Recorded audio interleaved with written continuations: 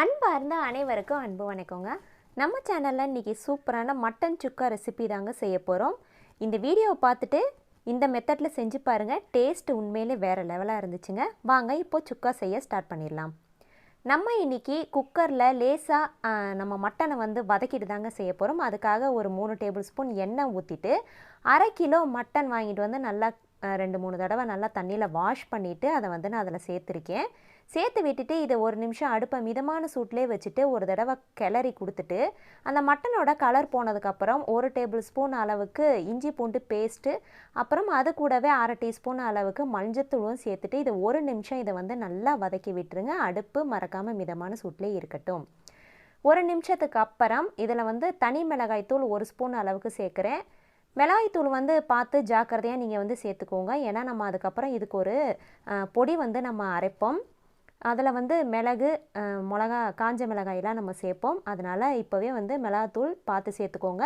இது கூடவே இந்த மட்டன் சுக்காவுக்கு தேவையான உப்பும் நான் இதிலே சேர்த்துட்றேன். இப்போ இந்த மிளகா பொடியோட பச்சை வாசனையெல்லாம் போக விட்டுட்டு இதில் 1 டம்ளர் அளவுக்கு தண்ணீர் சேர்த்துட்டு இதை நல்லா கலந்து கொடுத்துருங்க.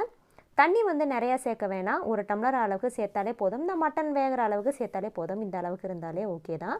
இதுக்கு அடுத்து பார்த்திங்கன்னா விசில் வைக்க போகிறோங்க.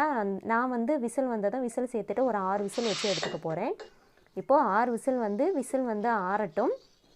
அதுக்கடுத்து நம்ம இதுக்கு இடையில நம்ம இதுக்கு ஒரு பொடி தயாரிக்க போகிறோன்னு சொன்னோம் இல்லையா, அதை நம்ம ரெடி பண்ணிடலாம். ஒரு கடாயில் எண்ணெய் எதுவுமே சேர்க்காமல் 3/4 ஸ்பூன் அளவுக்கு மிளகு எடுத்துக்கலாங்க. 1/2 ஸ்பூன் அளவுக்கு ஜீரகம், 1 ஸ்பூன் அளவுக்கு வர மல்லி சேர்த்துக்கலாம். அது கூடவே 2 காஞ்ச மிளகாய்.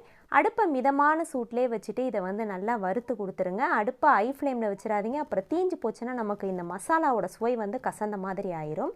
இப்போ பார்க்கும் போதே தெரியும் எந்த அளவுக்கு நல்லா கலர் சேஞ்ச் ஆகி வாசமும் நல்லா வந்துகிட்டே இருக்குங்க. இந்த ஸ்டேஜில் அடுப்பை ஆஃப் பண்ணிவிட்டு ஆற வச்சுட்டு இதை நைஸாக பொடி மாதிரி மிக்ஸி ஜாரில் சேர்த்து அரைச்சிக்கலாம். அடுத்து இப்போது நமக்கு மட்டன் எப்படி வெந்திருக்குது அப்படின்னு பார்க்கணும். 6 விசில் எனக்கு நல்லாவே வெந்திருக்கு. குழம்பை விட 1 விசில் கம்மியாக வச்சுக்கோங்க. நம்ம எப்போவும் செய்வோம் இல்லையா மட்டன் குழம்புக்கு, அதை விட 1 விசில் கம்மியாக வச்சுக்கோங்க. ஏன்னா நம்ம திருப்பி அதை நம்ம ஃப்ரை பண்ணணும். அதுக்காக அடுத்து மறுபடியும் 3 டேபிள் ஸ்பூன் அளவுக்கு கடாயில் எண்ணெய் சேர்த்துட்டு கொஞ்சமாக பட்டை, 1 ஏலக்காய், 1/4 டீஸ்பூன் அளவுக்கு சோம்பு சேர்த்துட்டு பொரிஞ்சு வந்ததும் 1 கைப்பிடி அளவு சின்ன வெங்காயம் தாங்க சேர்த்துக்கணும். அதான் டேஸ்ட் ரொம்ப நல்லாயிருக்கும். அது கூடவே 3 காஞ்ச மிளகாய் கில்லாமல் அப்படியே டைரெக்டாகவே சேர்த்துக்கோங்க.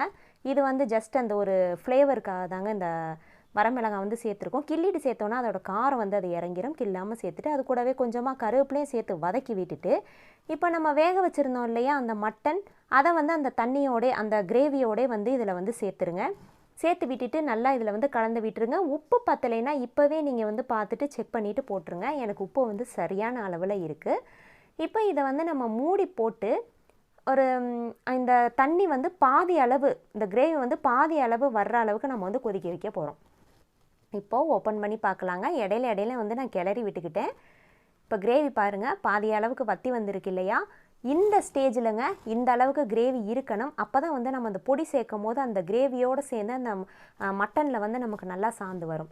இப்போ நம்ம அரைச்சிட்டு வந்த அந்த பவுடரையும் இதில் சேர்த்துருங்க. சேர்த்து விட்டுட்டு அடுப்பை மறக்காமல் மிதமான சூட்லேயே வச்சுட்டு நல்லா கிளறி கொடுத்துருங்க. இந்த ஸ்டேஜ் பயங்கரமாக நமக்கு அடிப்பிடிக்க ஆரம்பிக்கும். ஏன்னா பொடி சேர்த்ததுக்கப்புறம் பயங்கரமாக அடிப்பிடிக்கும். அதனால் கை விடாமல் நல்லா இதை நம்ம கிளறி கொடுத்துட்டே இருக்கணுங்க. கொஞ்சம் கொஞ்சமாக இந்த கிரேவி நல்லா தண்ணி வற்றி வரணும். இது பேரே மட்டன் சுக்காங்க. அதனால் சுக்கா இதை வறுக்கணும். இது போல் வறுக்கணுங்க. நம்ம கடாயில் கீழே அடியிலெல்லாம் அது ஒட்டதாங்க செய்யும். அதனால் அடுப்பை மிதமான சூட்லேயே வச்சு இது நல்லாவே நம்ம ஃப்ரை பண்ணி கொடுத்துடணும். இப்போ பார்க்கும் போதே தெரியுது பார்த்தீங்களா.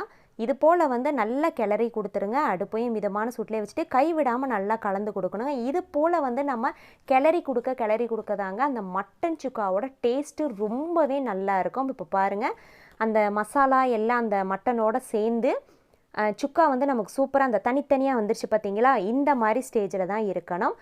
ஒரே மாதிரி நமக்கு மசாலா ஜாஸ்தி இருந்துச்சுன்னா அது மட்டன் மசாலாவாயிரும். மட்டன் சுக்கா பீசஸ் நமக்கு தனியாக இருக்கணும். இப்போ பார்க்கும்போதே உங்களுக்கு தெரியுது இல்லையா.